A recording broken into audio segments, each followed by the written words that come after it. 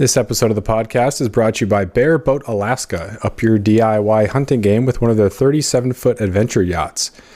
You and 5 of your friends can hunt, fish, set crab pots, shrimp pots, and take DIY to the next level.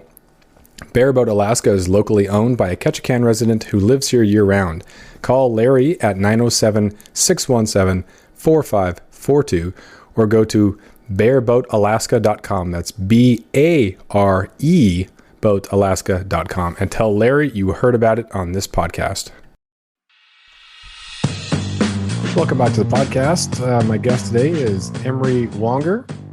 He is host of the Byland podcast, and his website is byland.co. You can check out all things backpacking, which is what we're going to talk about today. Thanks for being on here, man. Thanks for having me, man. I really appreciate it. So backpacking is incredibly simple, yet incredibly complicated. Funny how that works. What was it that made you want to kind of get involved with simplifying things, helping people out, providing direction for people? Because of what you just said. It's a simple activity, but we tend to overcomplicate it, and I overcomplicated it a lot. And the thing that simplified it, forced me to simplify it, was hiking the Pacific Crest Trail, having to spend mile after mile and week after week thinking about what is in my pack and how to optimize it. And then by the time, a couple thousand miles pass by and you've done that a number of times each week and each day, you realize, oh, I really don't need that much to be successful out here. Obviously, each trip is different. And backpacking kind of just became this thing that I didn't really have to think about anymore. I kind of just could focus on being out there. And when I got home, I was like, this is amazing. I need to help people with this as much as possible. So that's really it. I mean, just coming from the perspective of having been a new person getting to backpacking, being confused, overcomplicating it, and then seeing that refinement over time condensed down in a short period of time, I was like, dude, I got to help people. Yeah. It seems like a weird thing because backpacking is, all you got to do is you just walk and you have a backpack on. It's not that complicated, but people who don't really know, and maybe, obviously I hate talking about COVID, but people now are looking for more opportunities to go outside and enjoy these things and get away from kind of the nonsense. Where do you think people get kind of tripped up? Is it that we shop for different things, or we have to have a different experience, or we get too much gear, or like, what do you think is the thing that really trips people up to start? The short answer is there's too many options. And that can go in a lot of different directions. Let's say you and I go backpacking together, and we've never backpacked together. We haven't talked about it. You just say, hey, Emory, come to town. We're going to go backpacking. And we don't have a discussion about that. You and I are going to approach those scenarios completely different. In my mind, I might have an idea of what we're going to be doing. Maybe you tell me we're going for a couple of days. You give me very minimal information. But I'm going to assume that we're going to show up to the trailhead completely differently. You're not right. I'm not right. You're not wrong. I'm not wrong. Maybe we're wrong. Maybe we're wrong together, because everyone has their own style and every trip is unique and every trip is different. You go into an REI or an outdoor store.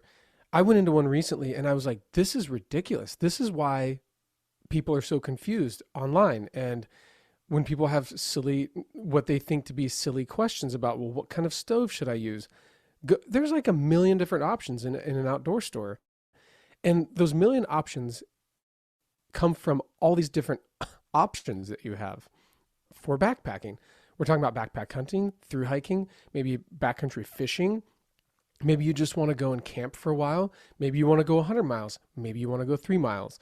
All of these different things play out differently. And that's what makes it so confusing. So what I think people tend to do, at least what I did early on, I didn't really have an idea. Well, I take that back. I got into backpacking because I wanted to backpack hunt. I wanted to get further away from the trailhead. And I could tell you that story. There was one moment in my head, one experience I had. It was like, okay, this is ridiculous. I got to get out of here. I got to get further away. So for me, backpacking started with hunting. So I was highly focused on that, and that's where I put all of my energy in my learning. But then as I continued to learn, then I learned about these through hikers, and then it started morphing into this idea. Well, I'd like to try that, and the landscape just started changing for me with different gear options. And I think when I was caught in between those two things, I wasn't highly focused. I didn't have a really good idea of what I was trying to accomplish. I was kind of just trying to push these two ideas together and hopefully come out with a result where when in reality what I should have been doing is really been niched down on what am I trying to accomplish? Am I trying to hike big miles? Am I trying to see a grand view? Am I just trying to relax? And then focus on that. Does that make sense? Yeah, absolutely. That the REI thing is so it makes so much sense because you go out there and or you go into the store and there's so much stuff going on there that So it much. looks like everybody is so much more experienced than you. And so Yep. someone who is a novice, you look in the book section, there's like hiking for beginners, but everything else is these epic trails of these people who Yeah. are, walking across Africa or something like that. And like, Yeah. well, I just want to know like where I can walk on dirt for a Yeah. mile How do or I two, even, perhaps. How do I even yeah. get to that point? Yeah. And it's funny how there's that gap, right? It's, you could look at REI from like a very beginner standpoint. And if anyone, I'm assuming your listeners know what REI is, it's just a big retailer uh, for all things outdoor, not specific in one specific area, but it's a catch all, which is great. And you could walk into that store and be real beginner with beginner eyeballs, which a lot of it is, or you could walk into that store and be very advanced and find those advanced things. But there's no obvious path for getting from one point to the other, right? And when you say advanced backpacking or advanced backcountry experience, what does that even mean? Hmm. Like, can define for me what advanced is, Yeah. right? Yeah, and that was one of the things like growing up here in Southeast Alaska, we would just go on hikes. That's what we called Yeah, them. And you had your simple Jansport backpack, and it wasn't even there wasn't really degrees of it. It was yeah, just you want to go on hike. a hike, choose a mountain, let's go, and that was about it. Right. And so if you were to take someone from the flatlands and let's say you do that same hike with someone from the Midwest, they're like, dude, this is pretty advanced. I bet there's some snow travel involved. And you're like, yeah, dude, we did some weird glissading at some point and we crossed this like rock face.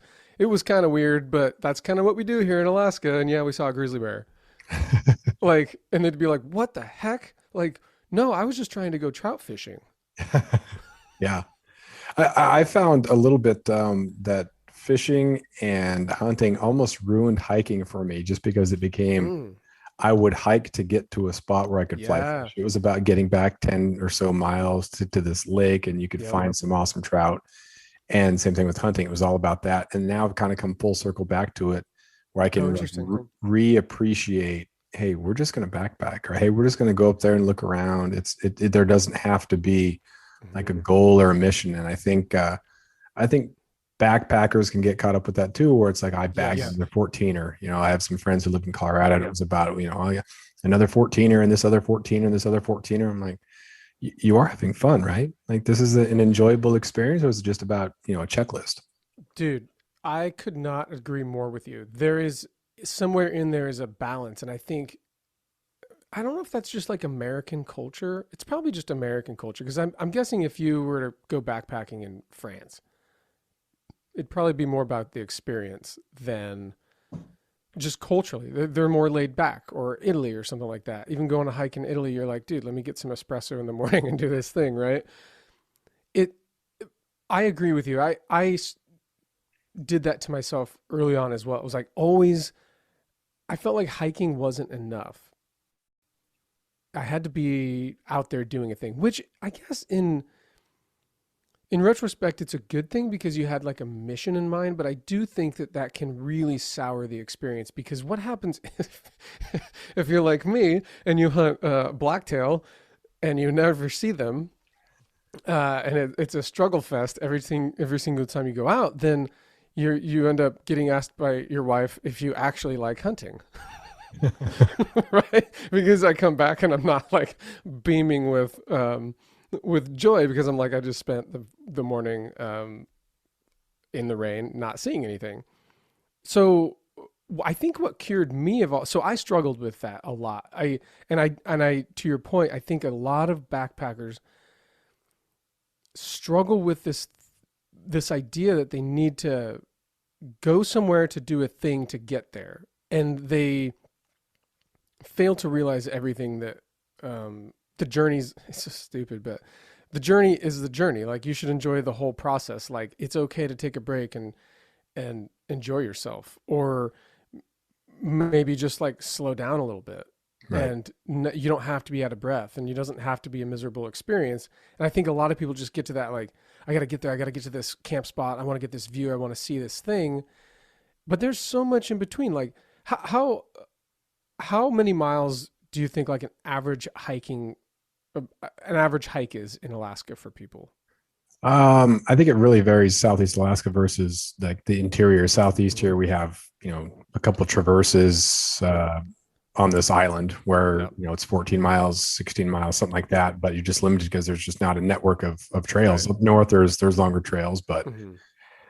yeah, it kind of goes down to, individual choice and whatnot. I guess, but there's probably trails that range from like 3 miles. So you said like 15 miles or whatever.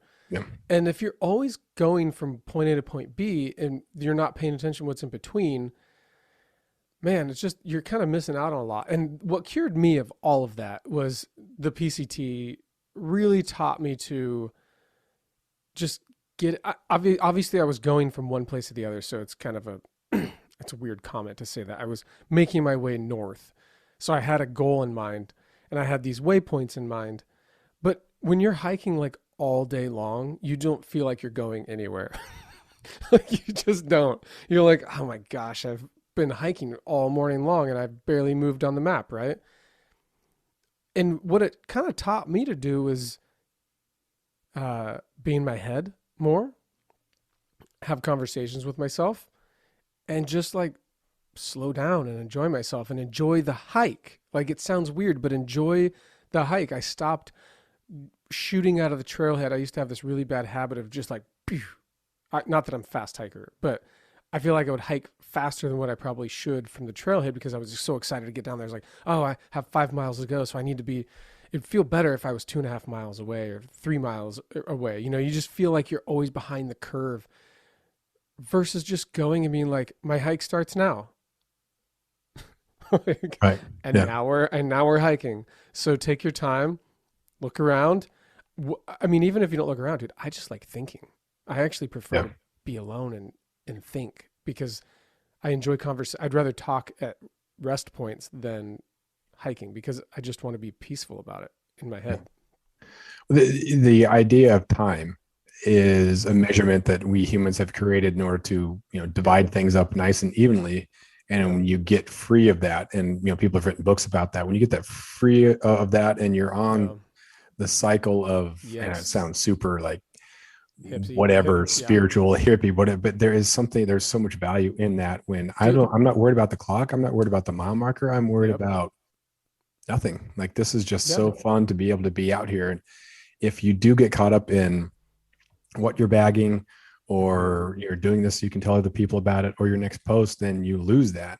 Yes. But then at the same time, you want to share that. It's that I catch. It's know. I want to share I this to I maybe know. motivate people to share the experience because it's fun. But then you totally look like everybody else who's just like, oh, look at you showing off what you did, looking for your external validation. It's like, yeah, you I might know, think right? that, but I know me.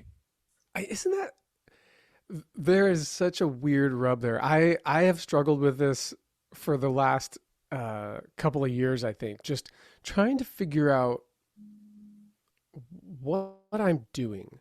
Like I like backpacking and why do I want to help? Why do I want to tell people about it?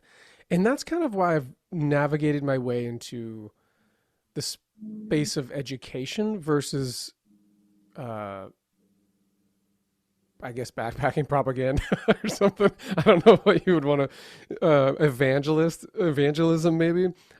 I care more about your experience than I care about my experience because I think I'm good for now. Like I'm having a good time. I feel like I know what I'm doing. I'm in a good place. But what I care about is those people that are not in a good place and who are trying to sort all this stuff out, and they don't have 6 months to hike a trail to get to that point. And I remember when I got back from the PCT, I was like, dude, I'm gonna start documenting my different backpacking trips. And then I got married and had a family, and then those trips kind of like, those trips became fewer and far between. And then when I was getting out, or when I do get out, I was like, literally the last thing I want to do right now is shoot a video. I just want to Right. hike. And I went on this hike a couple years ago, and it's so funny. Every once in a while, I go back in the archives and I'm like, where are the pictures in the video from that hike? And then I realized, oh yeah, I didn't take any because I just wasn't into it. And then Mhm. I'm like, well, that's not helpful, Emery. Like, I need to be able to use this footage to help people out. I tried the vlogging, the hike vlogger thing for a very short period of time until I was like, this is ridiculous. I don't want to do this anymore. I'm not in a headspace to just keep, you know, watching myself walk by a camera. I just didn't feel natural about it. I was like, okay, cool, whatever. I'll just do my hike, maybe tell people about it, and then use this like footage for like teaching points from time to time. But yeah, you're right. There's a weird rub between just going out and doing it and then wanting to tell people about it, not wanting to, boast too much, not wanting to shame people, because that like really can happen. People feel bad about what they're not doing, and I don't want that. Yeah, I've talked to my students about that a lot, and they, especially when the COVID lockdowns were happening, and then so we got Mm-hmm. back to school last year, and they're like, I'm concerned that I'm behind and this and that, and how bad things were. And I thought, well, what did you guys do during that? When we locked down in March, and Mm-hmm. here I am bringing up COVID again, but in April and May, the weather was amazing here in Mm-hmm. 2020, and kids would go on hikes. Like that's how they were kind of coping with it. So they weren't like we were locked down pretty much, but Yeah. it's Ketchikan, Alaska. There's places where Mm-hmm. they could walk, and there were a couple of kids who went out, kayaking, and they'd be fishing from their kayaks for halibut. Like that. Wow. Like you had these sort of medicinal opportunities Yeah. that a lot of people didn't have. And so if you can connect that, and I've kind of looked at that as like, what can I do to provide some sort of value to help people? It sounds kind of cheesy and whatnot, but there are people who can have a real positive benefit from something as simple as walking around outside. And if you Dude. can do something, and if you can take pictures, or if you can, create videos or whatever, and I think it comes through in the presentation of it. I think Yeah. there's a definite difference, and viewers can look at this as, oh, this is an ego stroke for this Yeah. person. This person is finding value for themselves. Mm-hmm. This isn't someone who's trying to share something to kind of help it be less intimidating.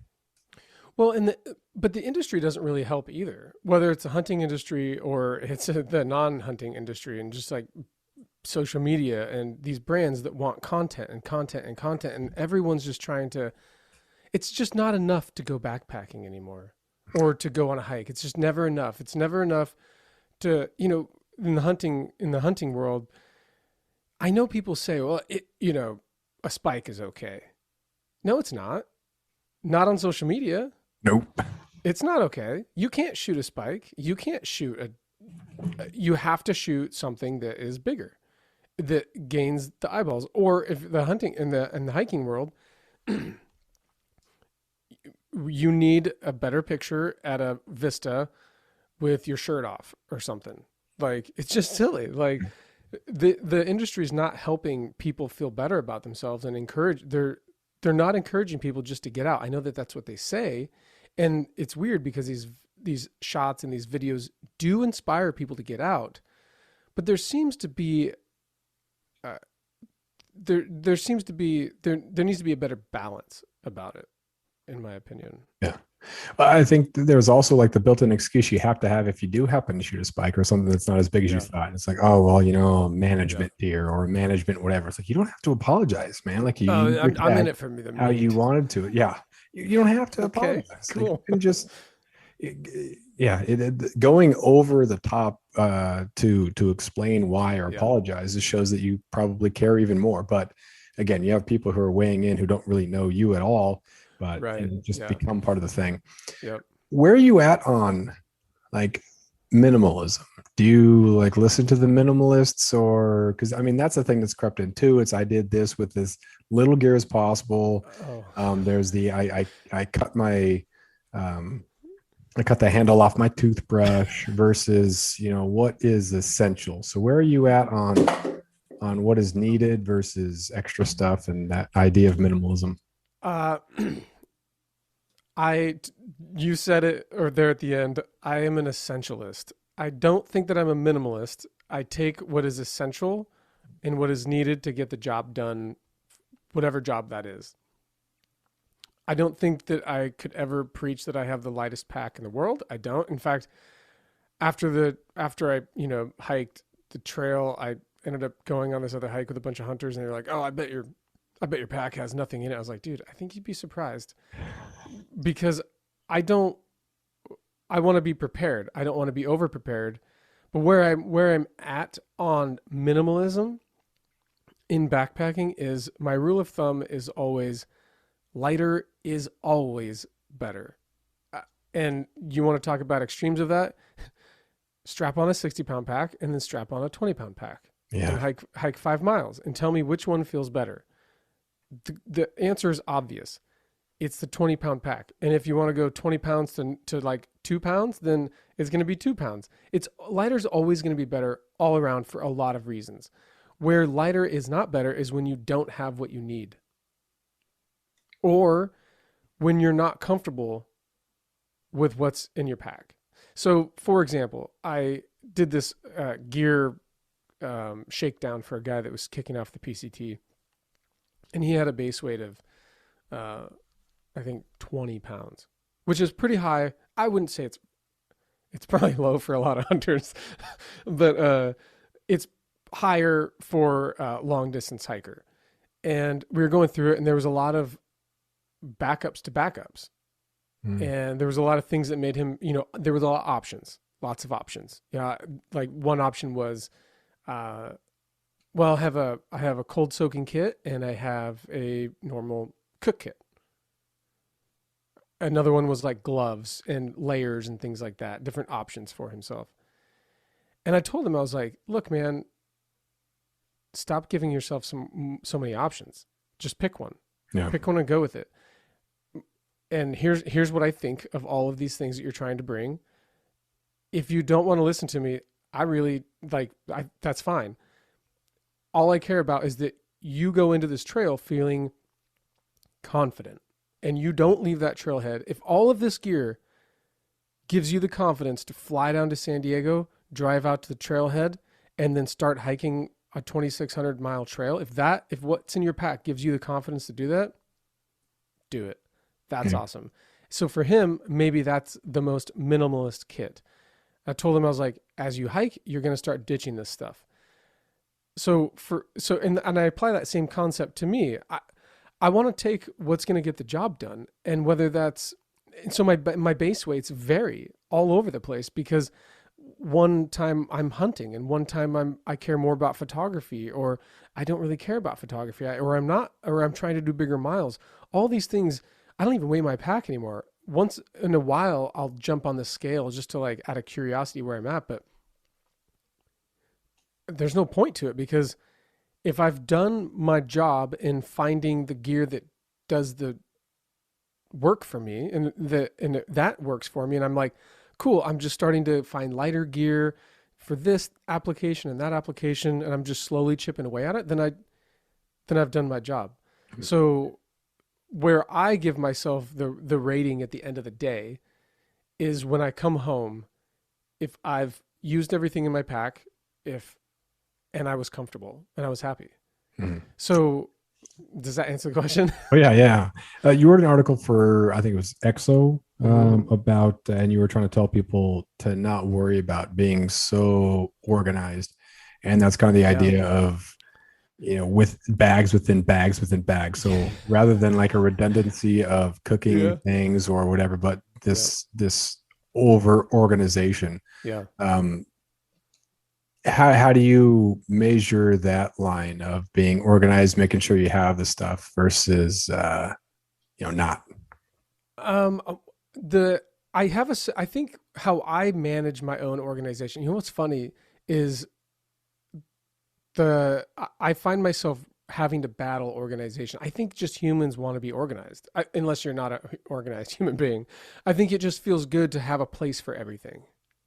And how I battle that is I have my system. I give myself one organizational baggie. And this is actually, it's a Kuyu dry zip bag. They're really great. They're not water. I don't think you would want to submerge it, but it's going to handle a lot of water. Like you could let it out in the rain and it'd be fine.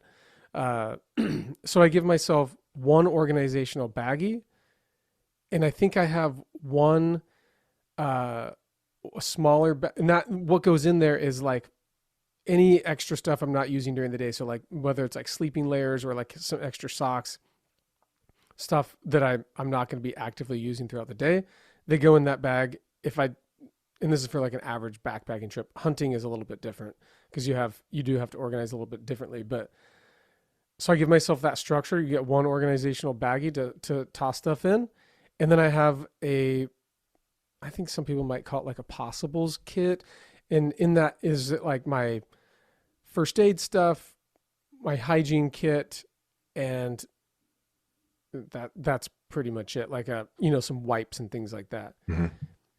So I really have two organizational baggies, and then I utilize the pockets on my pack. And I usually have a very simple pack, like a through hiking style bag, where there's not a whole lot. And I organize myself. I organize my bag to be optimal for what I'm doing. And I think where a lot of people come in to problems is that they want to just start separating everything out, and all you're doing is just creating space for more stuff. Like what you want to do is start condensing things down and see how few can you get creative with how you organize your backpack. For example, I ended up ditching a lot of backpacks come with like lids, a backpacking lid that is really great for organizing things, but it's also horrible for catching things you don't need.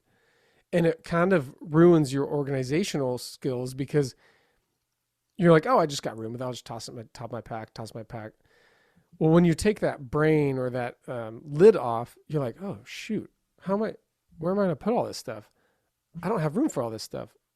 Oh, I either don't have room for it, I don't need it. Well, why do I have it? Makes you ask questions Right. about your own kit. And so when I did that, up until that point, I had like a Sawyer water filter.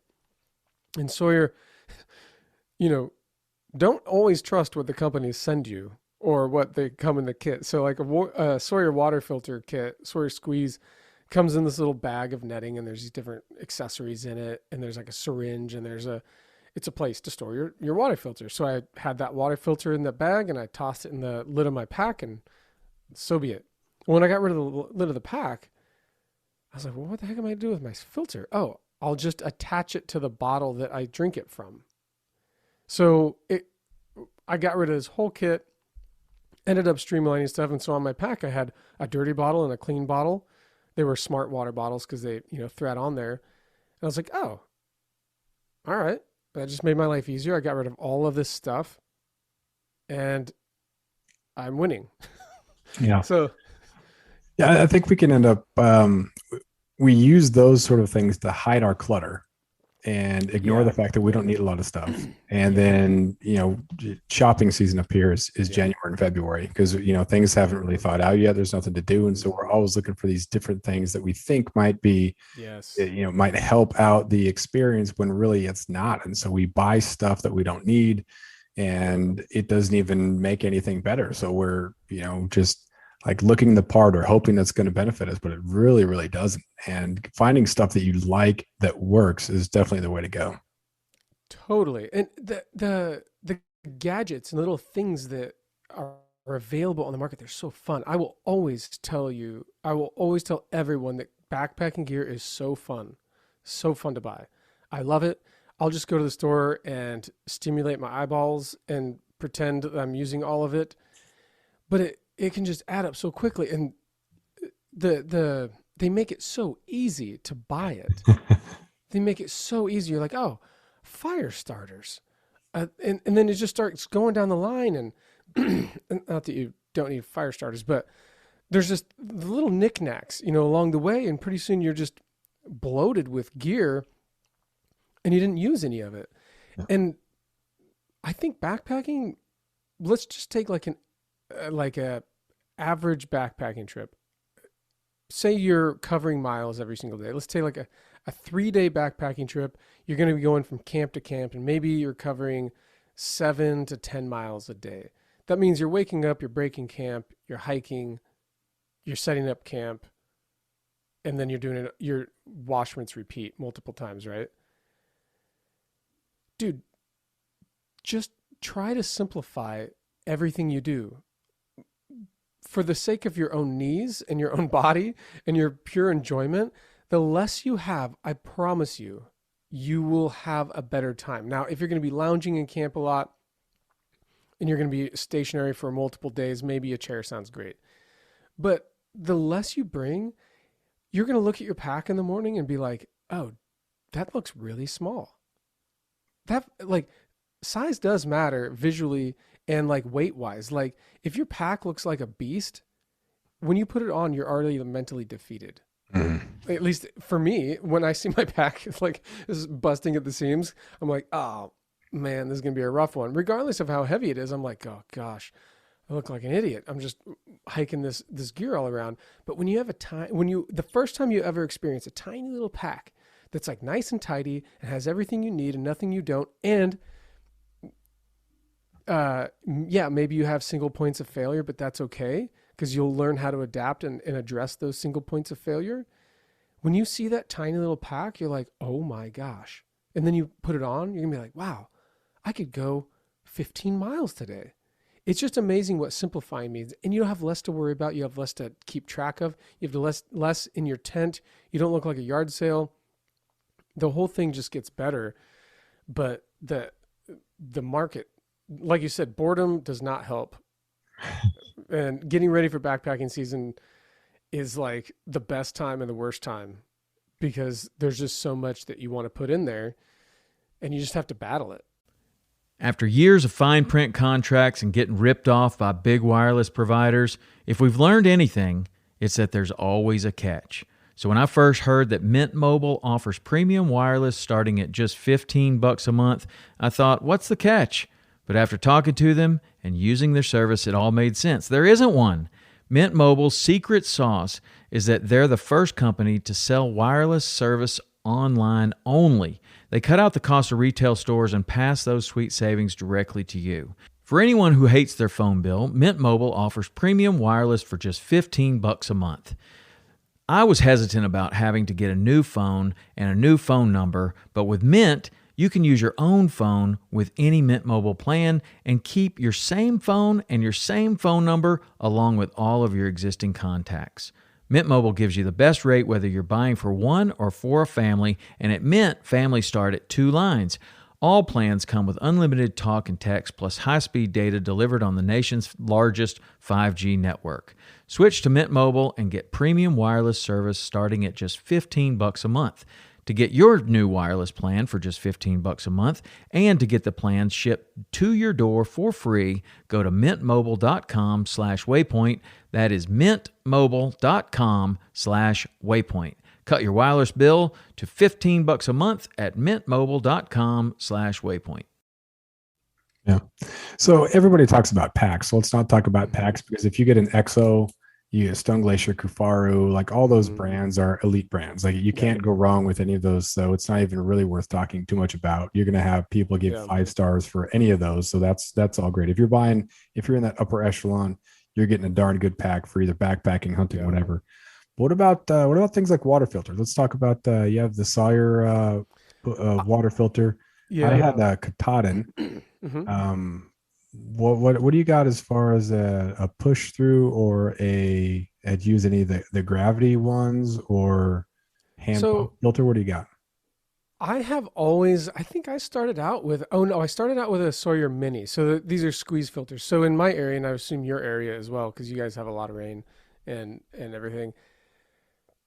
if you have lots of water, running water, creeks, little trickles, and things like that, squeeze filters are great. You just have to be able to fill up the container that you use. So I used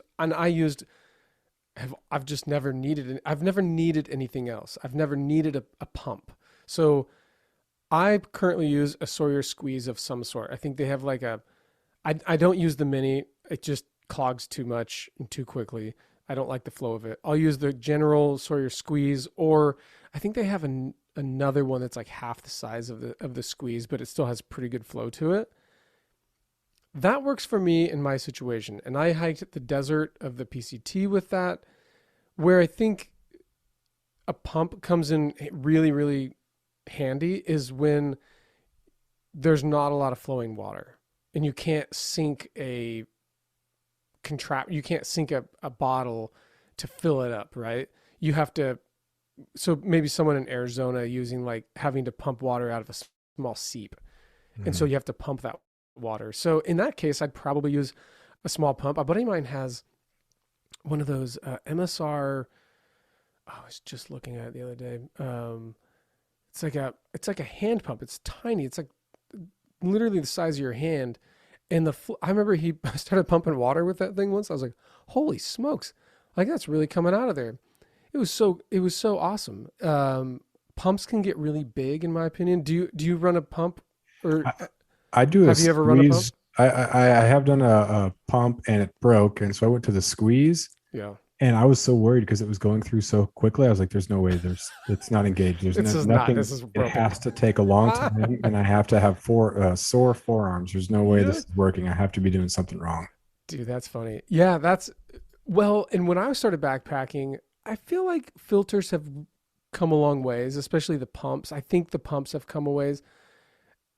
The argument for squeeze filters was always like, oh, the flow is way better, and pumps you don't want to be sitting there pumping stuff. Pumping does can go a lot quicker. It just depends on what you're dealing with. Like, uh, but I've never had a problem with any sort of squeeze filter clogging up on me too much to where I can't use it. I haven't need. When it comes to gravity filters, I think gravity filters are awesome for like a base camp scenario. So if uh, say you're hunting and you do like a base camp, you hike in a few days or a few miles, and you do a base camp and you have access to water, dude. Yeah, heck yeah. If you're filtering for a bunch of people or like even one or two guys, get a gravity filter and call it a day. Right? Always have clean water. The problem there is that you would then it would feel weird to me bringing a separate filter. Do you know Right. what I mean? Like you don't Redundancy. want to if you're gonna bring a gravity filter and then I'm gonna have like a Sawyer squeeze on me just in case, and I'm just gonna bring the squeeze. Like I'm just not gonna do that. Right. But if everyone agrees that they're gonna use this filter, then I think it's a good idea. Or if you're with a family, like if you're backpacking with a family and you're like, I have to filter water for 4 people, no thanks. I'm just gonna Yeah. hang this thing in the tree for like the next 15 minutes. Yeah. What about food and stoves, or maybe stoves and food? hmm And does a backpacking trip vary, or is it different than a hunting trip? Whereas a hunting trip, maybe you want the warmer food. Maybe it's a different time of year. So how does your food and stove setup vary based on backpacking versus hunting? Uh, I always enjoy a warm meal at the end of the day. I just always have. I know there's some people that cold soak to save weight on stoves and things like that, or and fuel. I think that's great if you're into that and you're willing to eat cold food. But I just want to warm. I want whatever's quickest and easiest to do. So I I try to be as efficient as possible. And I'm not saying that I'm perfect, but I don't want to fumble with gear. And so for those reasons, I use a jet boil 99% of the time. Uh, Prior to that, I used an MSR reactor. I still have it. I think it's a great. I think it's a great stove. I think MSR also has the wind burner, I believe, which is like Yeah. their answer to the jet boil.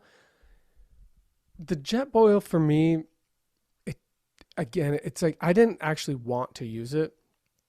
I had a bad attitude about them for some reason. They seemed very I don't know, the company just comes off as like insincere, I guess, and like just cheesy.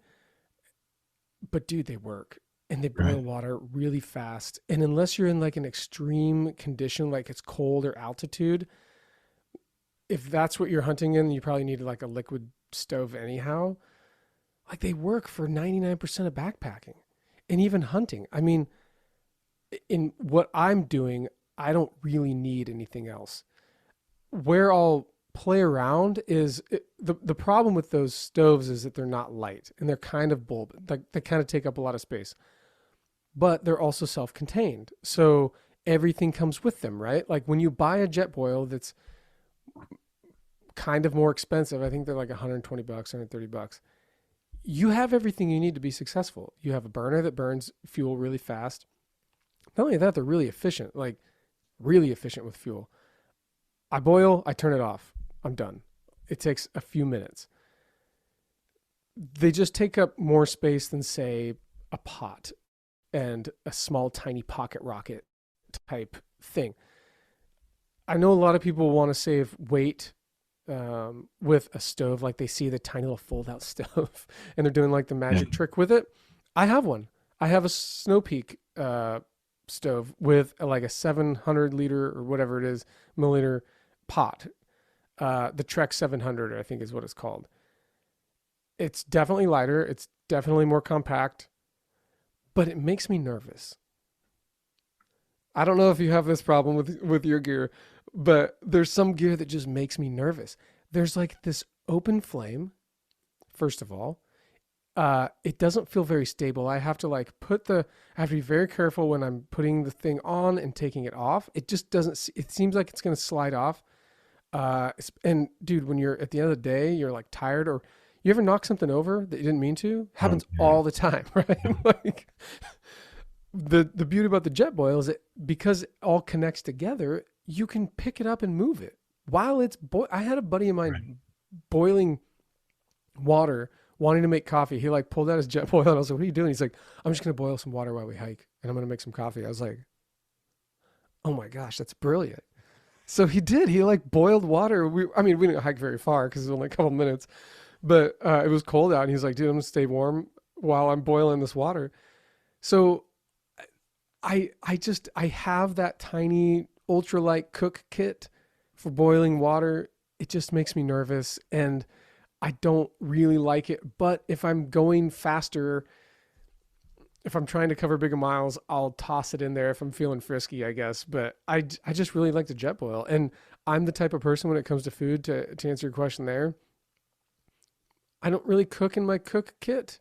That's not something that I used to think you had. I used to think that's what you did. Like you cooked food inside your pot. I don't do that. I know some people do. I'm more concerned about boiling water and rehydrating a meal. Like again, simple, straightforward. I am not cooking ever. Yeah. Like the Yeah. most cooking I'm doing, I remember I cooked inside my pot one time or a couple times. I guess I would do like top ramen. But I remember the first time I did like instant Idaho and potatoes. You ever had those on the trail? I have once, and Dude, they are pretty sweet. so good. Also really fun to make. Yeah. But I was like, how am I going to make these? And I put them in my pot and I was like, I felt dirty. I just felt like I shouldn't have been doing that.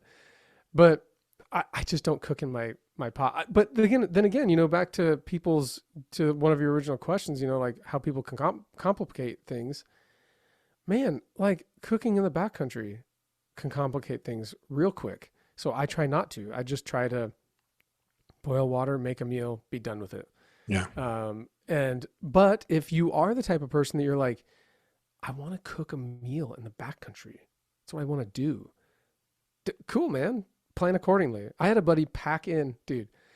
I had a I backpacked in during hunting season with a couple of guys, and I had no idea that this dude had backpacked in steaks and potatoes.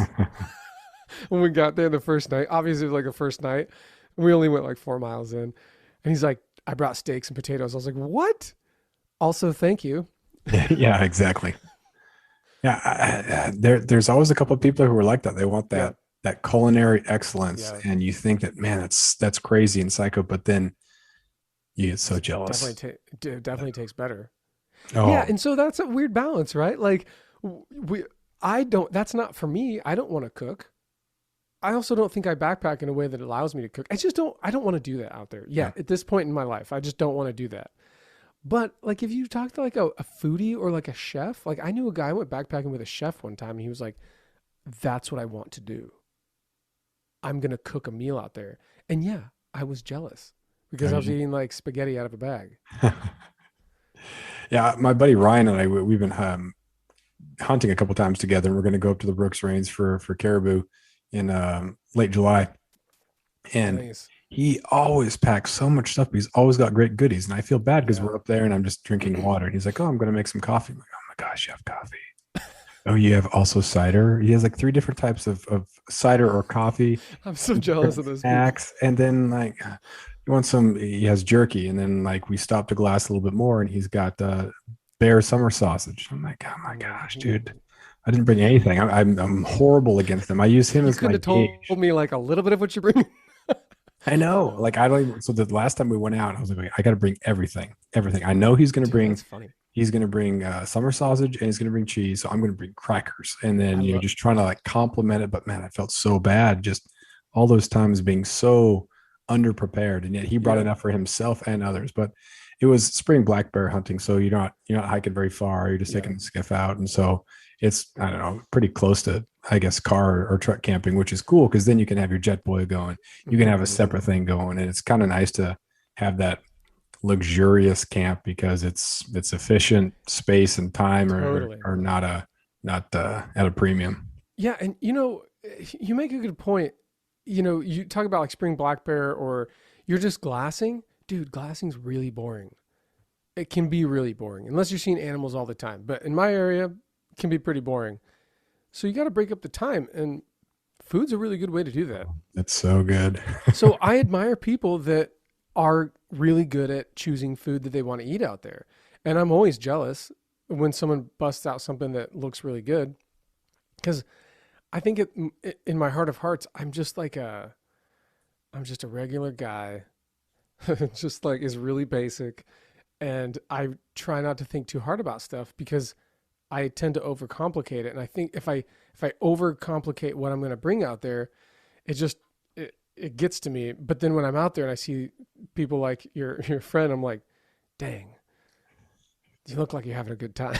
Yeah, and, it really doesn't add up too much more. Like Yeah. a little bit more food comfort, it's huge. Do Yeah. you have like a comfort food like you wouldn't maybe eat ordinarily, but when you're out there on the trail, like Skittles or something like All that? junk food all the time, man. I'm not kidding around. I eat Do you junk have food. like a specific one? All of it. Uh, I found, and I'm a healthy guy. Like I'm not 500 pounds. I probably should be, because I love donuts. But I actually eat. So I have found for my own body, and we can talk about this. Uh, pastries. I eat pastries. Pastries fueled me through half of the PCT. Like when I finally figured it out, I was like honey bun in the morning and coffee, paste, and then Pop Tarts. And then Oh man, and I then a buddy, was yeah, dude, Pop Tarts at 10 a.m. It was like a religious schedule, like Pop Tarts 10:30, 10 o'clock, something like that. It was like so my diet on the PCT, and it doesn't vary differently now. The only time it varies is if I'm not moving a lot. If I'm hunting, it's a different story because those high calorie, donuts and sweets and things, they kind of just like they don't do anything for you. They make you more sleepy than anything. So if I'm hunting, I'll eat more like nuts and things like that. Like that kind of sticks with you a little bit longer, something more that sticks to your ribs, if you will. yeah. But if I'm working all day long, if I'm going to be hiking all day long, dude, it's high caloric sweets. So Pop Tarts, a honey bun, double stuffed Oreos. Nice. Yeah, I mean, for me that works. Yeah, this really Rocket does fuel. not matter whatsoever, but I'm going to ask anyway. Do you consider Pop Tarts a pastry or are they their own entity? Kind of like Taco Bell is not Mexican food, it's Taco Bell. I see where you're going. Shoot, I think that they started as a pastry, but they're probably their entity. Yeah, that's The only uh, problem with the only problem I have with Pop-Tarts is that they just get crushed so easily. So I Oh, was always so sad. Anytime on day 4, I'm like, dang it, dude, it's all crumbs, but you're eating it anyhow. Uh, are you a sweets guy or are you? yeah, I love Pop Tarts, man. Pop Yeah, Tarts, dude. but only then. Like if a student were to offer me, or if I had them at home left over, I Yeah. wouldn't even it wouldn't Nope. even occur to me to Yep. touch them. But out there on the trail, and just be very careful how you open the top. That way you don't get all the crumbs and they all leave. Yeah. But man, it's just so unbelievably good. I also like Starburst. Oh yeah, dude. You get like one at a time. Otherwise, I would take the Yes. whole top off Sour Patch Kids and I would eat them all. Or same thing with Skittles. So it's forced. You have to work for it. Yes. So Yeah. just the wrapper off and be more diligent and purposeful with that. But I like Starburst. Well, we should go backpacking. Yeah, you know what's funny about that candy taste? Like what you're talking about is kind of you're almost in the candy category. Yeah. Skittles, Starburst. I was in Oregon one time. Well, not one time. I was hiking through Oregon, and there was this chick that I didn't know, but we'd been hiking together, me and my buddy, and we were kind of in the same hiking bubble on the PCT, and she got up ahead of us, and she kept leaving Jolly Ranchers on rocks for us. And I was like, "Oh my gosh, a Jolly Rancher! This is wonderful." I hadn't thought about this. I was like, "Oh, it's a Jolly Rancher. Awesome, awesome little thing to like have while you're hiking." Yeah. It's like it sounds silly. Like your listeners might be like, "Ah, ha ha ha," whatever. But dude, one, it like kind of gives you a little boost to energy, like gives you something to do if you're just kind of feel like kind of bored on the trail hiking. But it also gives you like a sugar, so it kind of keeps the momentum going. And I even found so the Jolly Ranchers were awesome, and I assume Skittles and Starburst are probably the same stinking thing. But I also found a brand called it's a Viter Energy, and it's a caffeinated mint. It's a breath mint that's caffeine. Oh, weird. Interesting. It's amazing. And Huh. so I keep them in my. I don't use them all the time, but I found these after the PCT, a few years after. But I keep them in like a hip belt pouch, and I'll if say like midday that like you're kind of feeling draggy or whatever, toss one in your mouth, suck on it for a while, get a little boost of caffeine. You don't have to stop to make a coffee or anything like that. And I've actually found that you can toss a couple in your mouth in the morning and kind of not have to make coffee if you're not feeling like it. Nice. So yeah, dude, those little candies are delicious. But I'm definitely I can hike anywhere on donuts, man. That's That's how, nice. I, that's I how I we roll.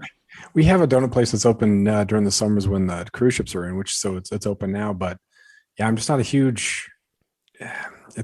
I don't like it when things get kind of messed up and scrunched and Yeah. smashed in there. You're just like, oh man, what this could have been. But I guess I can tolerate Pop Tarts. But, Spoken like a true fan of pastries. I don't know. On that note, the whole food note, uh, one of the things that kind of bothers me about people's food attitude in the backcountry is there's this like everyone thinks that they need to be eating this healthy food in the backcountry, and I'm not saying you don't you shouldn't eat healthy, but I don't think it's necessary.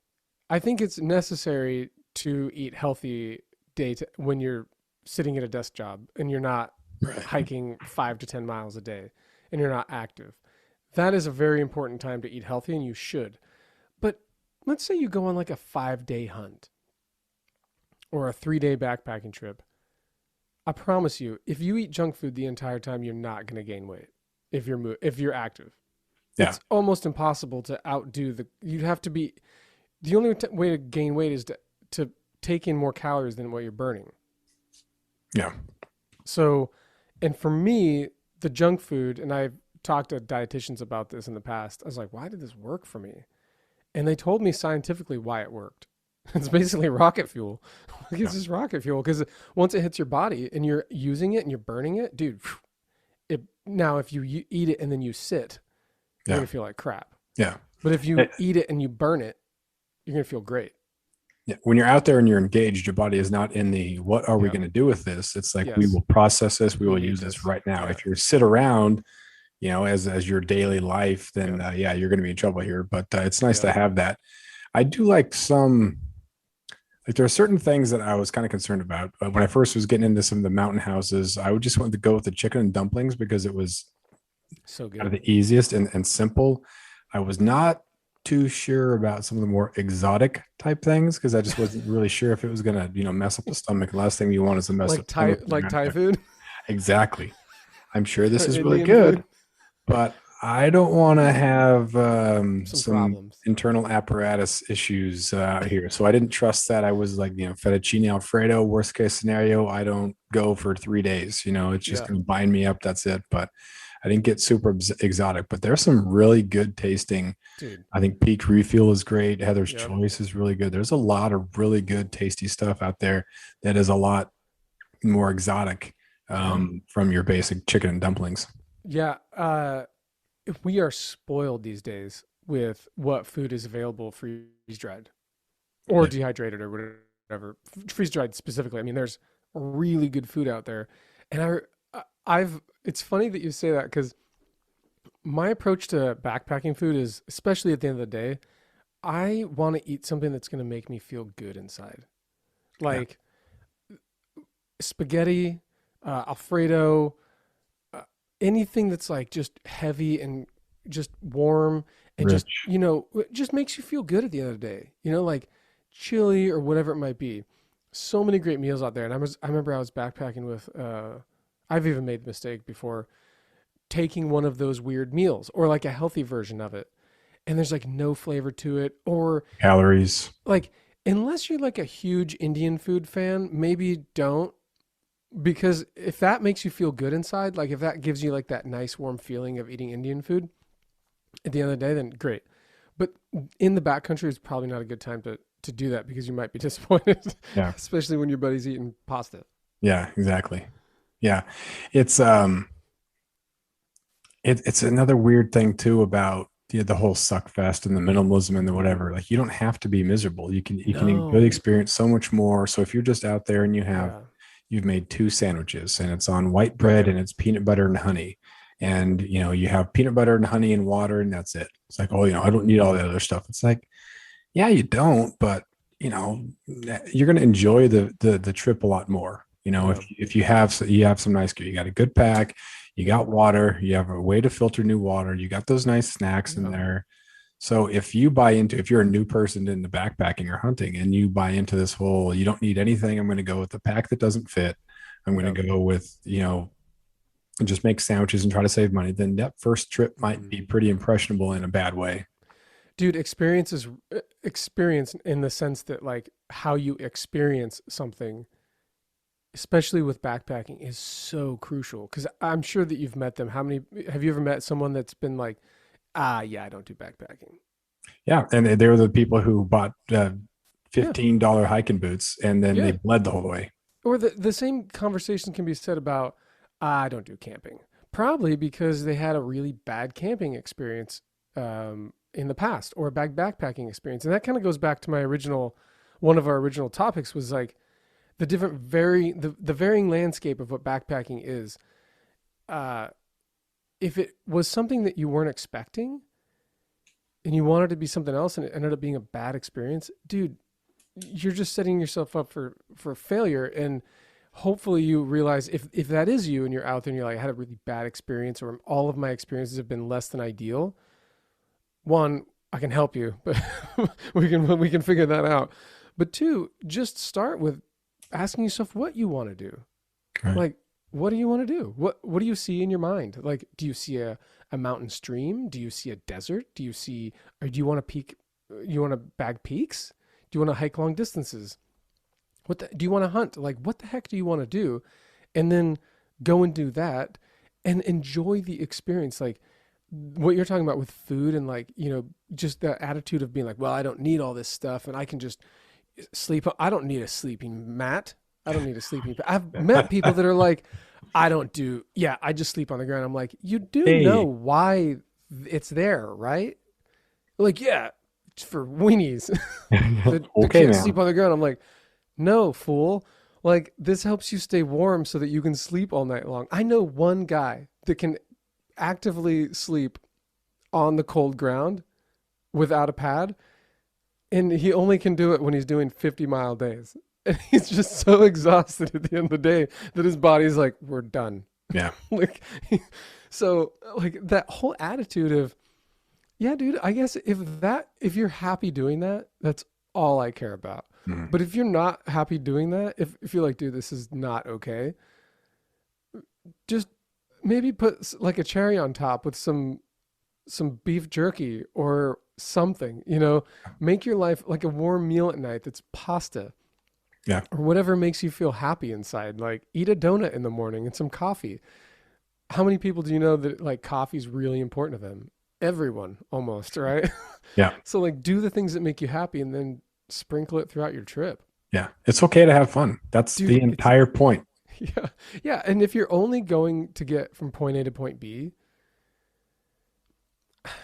I hate to tell people I don't want to say that there's more out there and you're not seeing the whole picture, but